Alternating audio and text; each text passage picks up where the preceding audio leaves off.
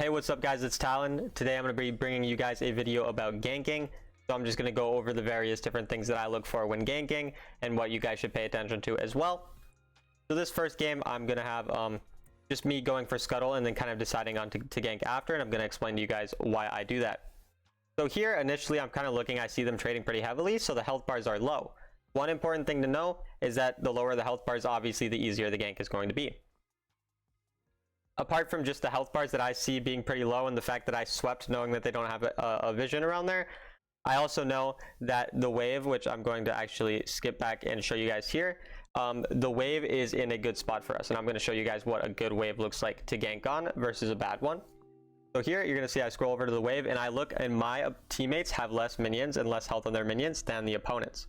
The reason this is important to look at is because when they have higher minions, that means that the opponent's minions will push faster closer to my team's tower.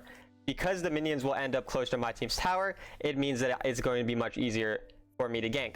And if my opponents do not kill our minions fast enough, then the next minion wave will come and it'll freeze closer to our tower once again. So I know that the enemy will be pressured to try to trade aggressively or to push the minion wave in quickly.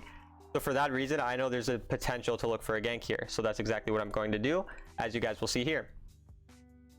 So I'm just kind of sitting here waiting to see if anything develops, and Lucian goes forward right at that moment. So once again, it's not that I predicted that Lucian just would 100% go forward like there. Of course, I can't know that he would just do that. But the reason that I was looking for the gank is because they were half health, as well as the fact that the minion wave was pushing into our turret, making it much easier to gank. Okay guys, so in this next clip, I'm coming out of base and I know that my bottom side camps are up. For this reason, I obviously want to start clearing them. However, I also see that Fizz just went aggressive and might want to end up going for the turret. So I'm paying attention to Fizz and going to my camp that is closest to Fizz in case he overextends. But I'm starting by clearing my camp instead of wasting my time just going for him. And then if he does overextend like he does here, then I will go for the gank. So it's important to clear camps towards the lanes that you want to try to possibly gank for. So I'm clearing a camp that's near the Fizz, who I think might be gankable. And then once he puts himself in a killable position, I then decide to get off my camp and go for the kill. Okay, once again, guys, you're going to see that I'm pathing towards the next lane I think may be gankable. And that's the Ornn, because I see him pushing towards the tower and he just killed my top laner.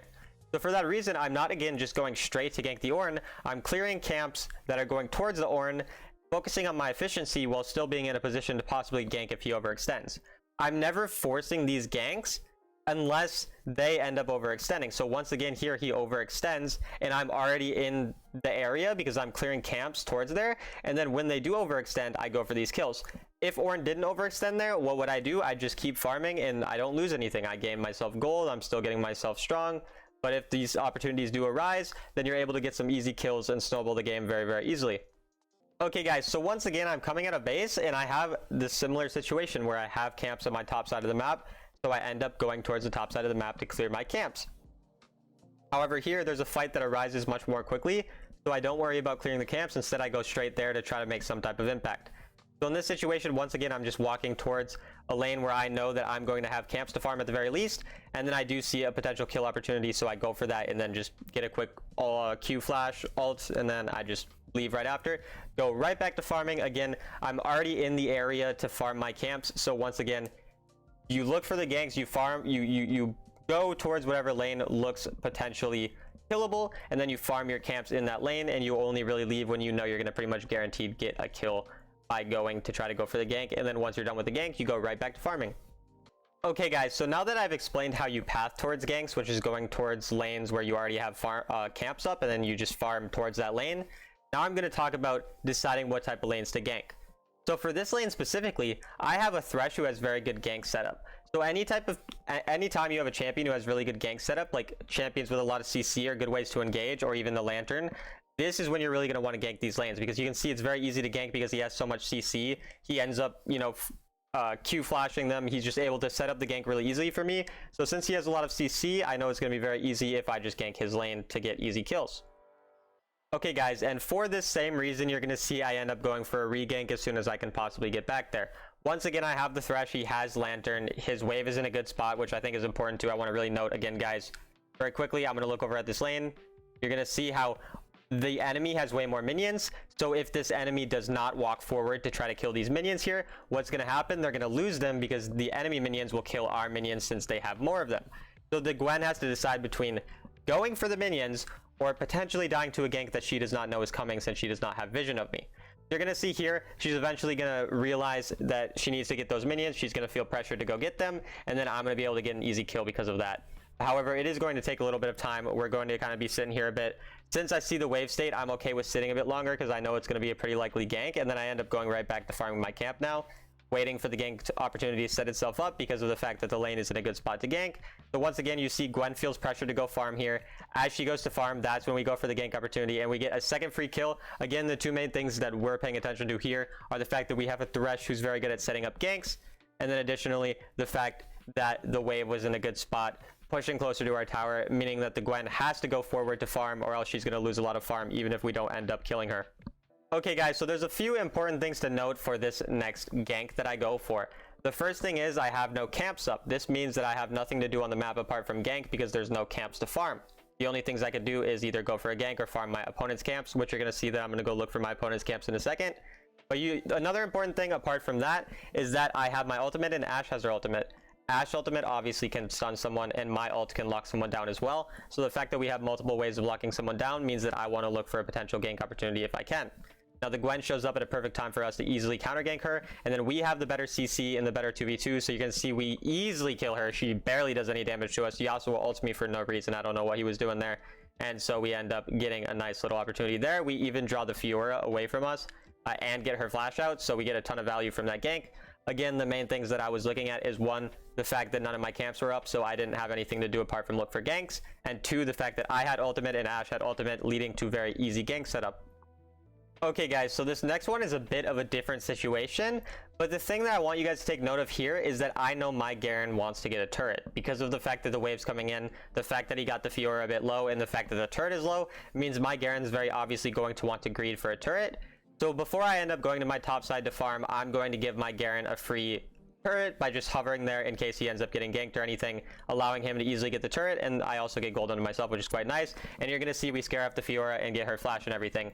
So sometimes if you know that your teammates are going to be pushing, you can go through the lane, go through the bushes to sit there and look for a possible gank, or just provide support so that they feel comfortable taking the turret like my Garen did in that situation. Okay guys, so another important thing to know when ganking is where the enemy jungler is. So as you can see here, I just saw that Olaf used flash, ult, and he's currently on the bottom side of the map. This means that I have a bit of a timer to go for a top side gank if I want to, because the Olaf can't counter gank me. Additionally, I have a Volibear. What does Volibear do? He literally disables turrets with his ultimate, meaning it's very easy to turret dive someone. So I'm looking heavily to force a gank here. My Volibear sees me coming and gets a perfect, early engage off, so that we can force out the Shen flash pretty early on. I unfortunately don't connect with my ultimate, but we do get the kill. We end up having to flash out, but we still get the kill. And once again, the thing that I'm really wanting you guys to see from this clip is that when the enemy jungler has no flash, no ult, or they're on the opposite side of the map, or in this situation, all three, that's going to be a great opportunity to potentially look for a gank like I did in that situation. Okay guys, so the next important thing to understand is when your champion is good at ganking. So for example, Camille does not really want to gank before level 5 because the ultimate is more of the gank setup. So you can see here I'm 0-0-0. I was really just farming up, and then when I see an opportunity for a gank, I'm going to go in now that I have my ultimate up. And unfortunately my teammates do die, but despite that I'm still able to end up getting this double kill because of the fact that I have my ultimate.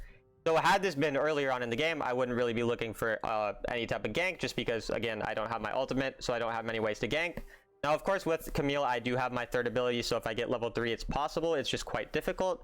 So typically, with a champion like Camille, or even a champion like Vi, oftentimes, level 5 is going to be your strongest time to gank. Now, don't get me wrong, if you see opportunities earlier on, you can certainly go for them.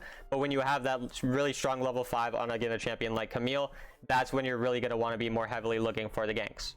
Okay guys, so that's going to do it for the video. To reiterate some of the main points, you want to look at the waves. So if the wave is pushing into your turret, that's going to make it easier to gank.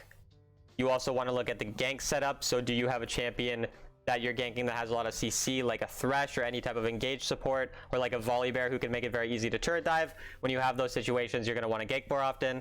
Look at the HP of both your teammates and your opponents. Of course, if your opponents are lower, it's going to be easier to kill them. And if your teammates are low, it's going to bait the enemy into trying to kill them.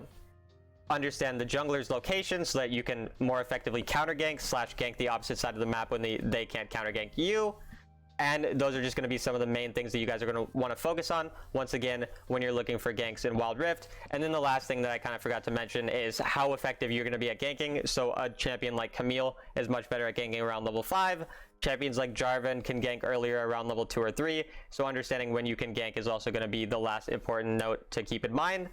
So that's about it for the video, guys. I really hope you enjoyed. I have been having a lot of fun playing jungle lately. It's definitely one of my more favorite roles to play. So I hope this info was hopefully a bit useful for you guys.